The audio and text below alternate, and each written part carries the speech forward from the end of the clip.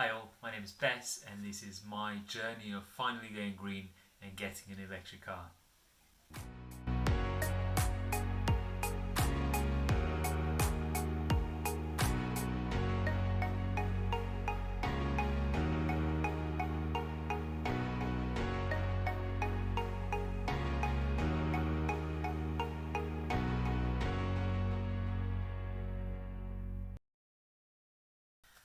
Hi all, thank you for joining me on episode 2 where I'll be looking at different types of cars, different chargers, and to see what is more suitable for each person's needs. If you missed it, episode 1 is here. Hopefully that will work.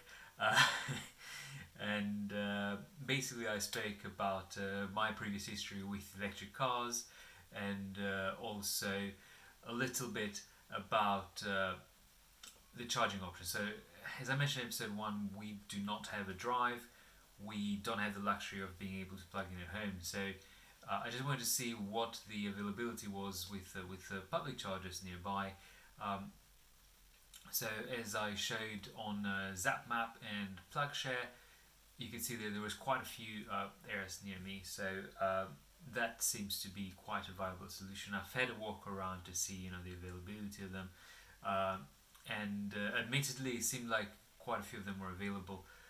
There were different types. There were some in lampposts, and they were not dedicated EV parking spaces, so quite often you'd see an internal combustion engine parked in the spot, so you wouldn't really be able to access it. And then there was other ones called Source London that actually were dedicated for electric vehicles, and admittedly most of the time there was at least one available, if not two, near me, so at least it takes that worry away. Anyway, so that is done. Now the second step I thought would be to look at what cars are available. Now for my daily commute I do about 70 miles a day, 35 miles to work and 35 miles back, which is a mixture of motorway and city. Now ideally I would not want to be having to find a plug more than twice a week, so something with a minimum range of at least 140 miles, or give or take, would be required. I mean, if I'm talking a 5-day week, that's 350 miles, so ideally 175, but we might be able to, I might have to do it more than twice a week some weeks, so we'll have to see. But so it is for that. Now I've done a little bit of research to see what cars are available. There's quite a few websites out there that talk about cars, and I personally, although there's all different sort of sizes and types of cars, I personally would group them into, at the moment, into two sort of categories. The first one is the city cars, that you sort of expect to just drive around town. They're quite small, normally shorter range, although there are ones in there that they are small but actually with longer range at the moment. And then the other ones are the bigger family cars, be it a sedan like a Model 3, or a saloon rather, like a Model 3, or a hatchback like the Volkswagen ID3 or the Kia eNiro, or even the bigger ones, the Mercedes EQC, the Audi e-tron, Jaguar F-Pace, I-Pace, the electric one. So at the moment this is how I'm sort of dividing them, either small town cars, city cars, or the bigger family cars. For my personal needs, I believe, because I do quite a bit of motorway as part of my commute, it would make more sense to actually get a bigger car. So from the start I will probably disregard anything with less than 175-mile range, and probably the small cars as well. So ideally, I'd like to go for something bigger, just because doing the motorway journey, it makes more sense, I think, to have something a bit more comfortable. Uh, and then if I need to transport stuff or whatever in the car, I also have that capability, rather than a small tiny car like the Peugeot 208 or uh, Renault Zoe. There's quite a few of them now. When I started looking, there are far fewer choices, but there's just so many at the moment, which means it's great, because it means there's something for everybody out there. The website that I'm currently using to do my research is this EV database that I found. So this has got a lot of the models that are currently available for sale in the UK. So I thought I'll have a look here. And what it also does is it provides more information and what I'd like to think is a real world range. Now, a lot of these models will have what they call the WLTP range, which you might or might not achieve. So, for example, this one here, the Volkswagen ID.3, it's got a WLTP range of 265 miles. Now, these guys here claim that the real world range is about 215 miles. Uh, whether that's correct or not, I don't know, but the information that I have here from different models seems to be quite sort of substantial, quite good, quite well laid out. For example, the real world range of this ID.3, going back to it, um, it says between 155 and 320 miles. So although the WLTP is 265, they say that you can actually make up to 320. And 320 is basically in city conditions, in mild weather. Mild weather here says it's 23 degrees without the use of air conditioning. Uh, and it is city because basically you get a lot of regen braking, so you claim back a lot of that. And the worst case scenario is highway cold weather, so on the motorway, doing 70 miles an hour, I assume. Uh, on the motorway, cold weather, and cold weather is based on minus 10 degrees using heating. So the heater will use quite a bit of power, and then doing 70 miles an hour, it means that you're using quite a bit of that power to basically push the air out, really, unless you got tailwinds. Otherwise, basically, this is the worst case scenario here. They claim it's 155, and the best case scenario is 320. However, you are looking at an average real range of 215 miles per charge, uh, and the efficiency is 265 watt hours per mile. So you are using 265 watt hours for every mile that you do. Uh, yeah. So roughly, if it was 250, you'd be basically doing 4 miles, four, can't speak, 4 miles per kilowatt hour. So this is where I'm getting most of my data from, doing the research, and I'm looking at different models. So this is the new 2021 model of Tesla Model 3, Standard Range Plus, Sat-Me Electric, which is a nice city car. Um, Mini electric. And basically, you get quite a bit of information in terms of performance, the real range we already spoke, uh, the charging types they have, and so the battery and the charger they use. So this mini electric, for example, uses for standard charging uses what is called a Type 2 charger, and for fast charge it uses CCS. I'm not quite sure what CCS stands for. I understand it's some sort of combined something. Uh, and if you look further down, it basically shows a little picture of what it looks like as well. So this is a standard Type 2, and this is a CCS, which kind of looks like the Type 2 with an extra 2 bits at the bottom. And I think that's, if I'm not mistaken, this Type 2 is AC charging, while this one uses DC.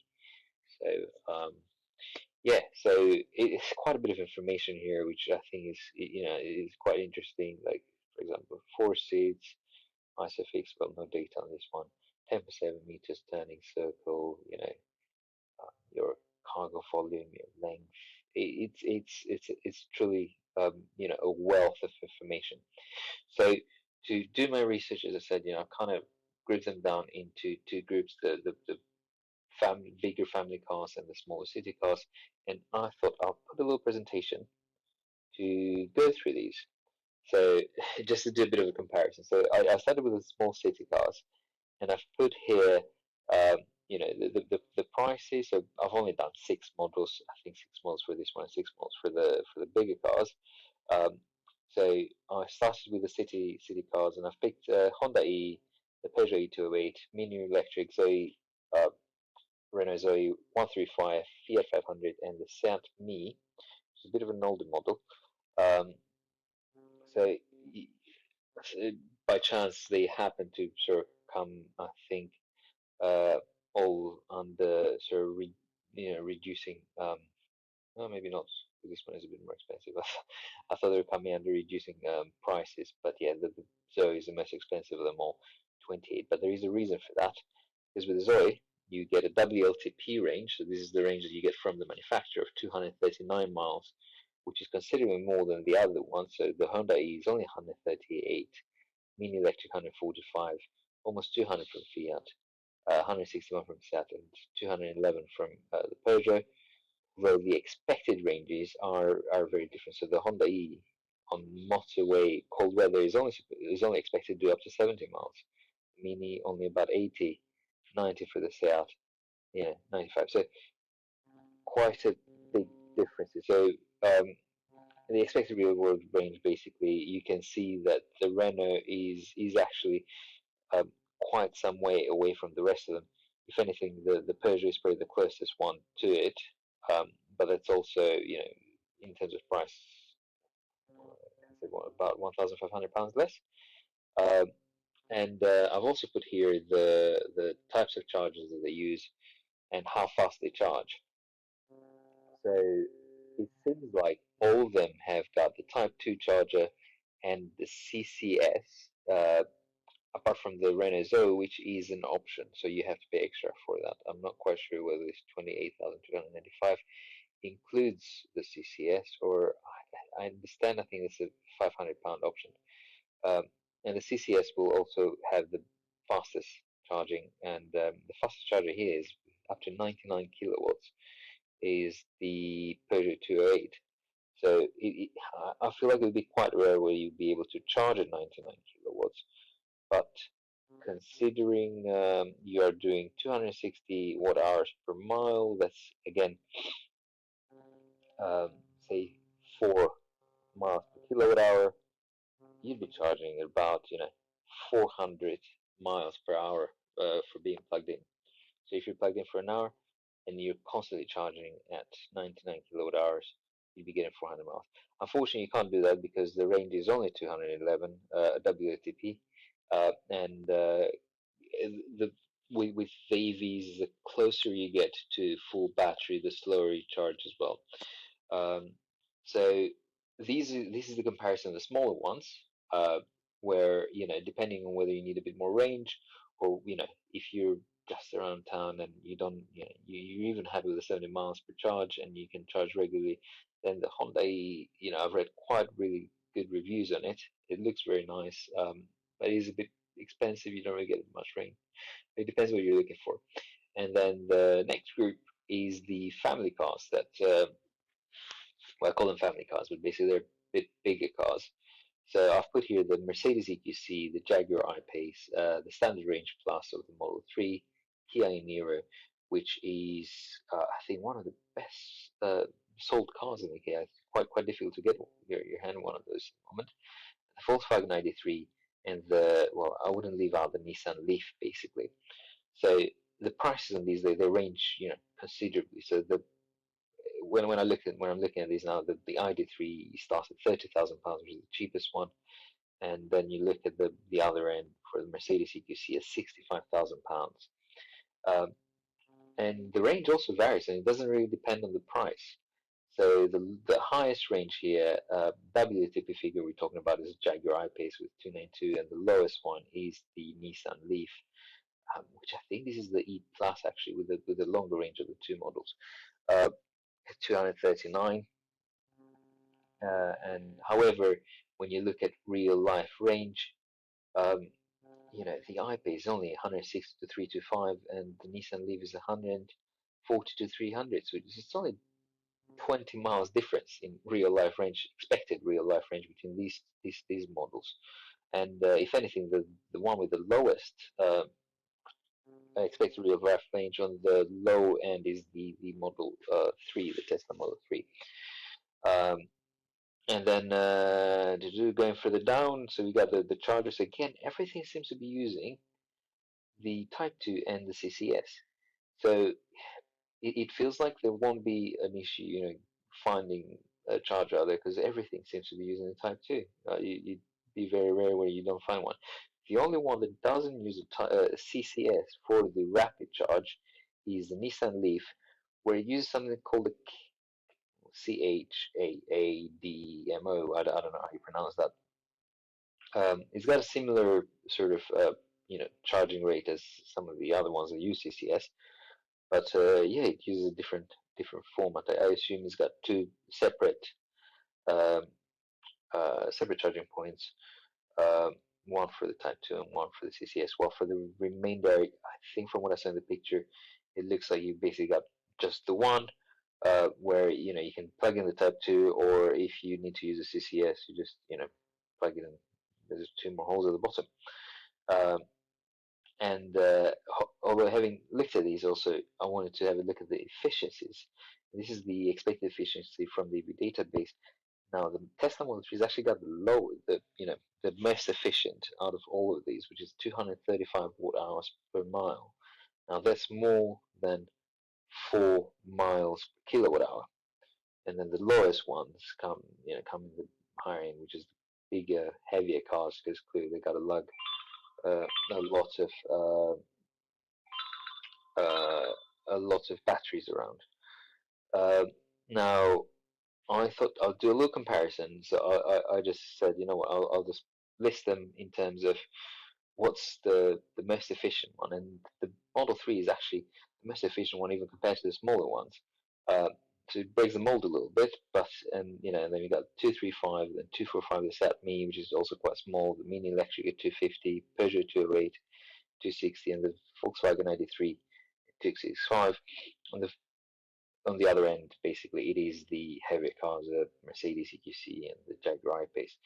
Um, and then the next comparison is I just thought I'll do a real world range. So the real world range, again, was taken from the EV database website. And I think it's just an expected real world range, uh, not the max and min sort of thing. So the one with the biggest one is the Kia eNiro, actually, at 230 miles, and it's the same as the EQC at 230.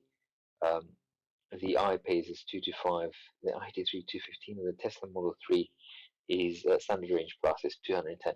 Now you can always go for the long range model of the 3, which has got a higher range basically. But for this comparison, I used the standard range plus. And then I thought, what, I'll just put a little calculation here as well to see, how many pounds you're actually paying per mile of range you're getting. And in the low end, basically, it is the Volkswagen 93, purely because it's actually quite cheap, and you get a lot of range from it. And then also the eNiro and the Renault Zoe, it's quite good.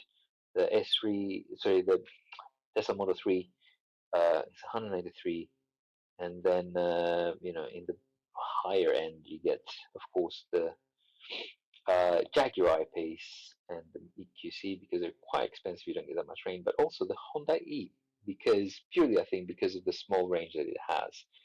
Um, So now that I've decided I'm going to go for a larger car, uh, I guess I personally narrowed it down to about, I'd say probably four models. So The Volkswagen ID.3 looks really interesting. It's very sharp. It looks nice to drive. Well, it looks good basically. And from what I've been reading on the reviews, it's quite spacious. Uh, then the Kia eNiro also looks like an amazing car. Long range, and quite spacious. It's a bit more like a family car. Uh, the other one that I was looking at was the MG5 EV, which is a saloon. I'm generally not drawn towards saloon cars, but I thought with it being actually a Chinese car, and considering how ahead they are in the EV development, I think it might be a good choice. And then, of course, last one I wouldn't leave it out is the Tesla Model 3. Well, I've looked at Tesla from when it was introduced in the noughties, and it's probably worth at least having a test drive and trying it out. So what I will do is at the next episode, in the meantime, I'll book a test drive with all of these. In the next episode, I will be trying them out and talk you through my experience. If you've made it this far, thank you for watching. I hope you've enjoyed this video, and I'd appreciate if you could like and subscribe. Thank you very much.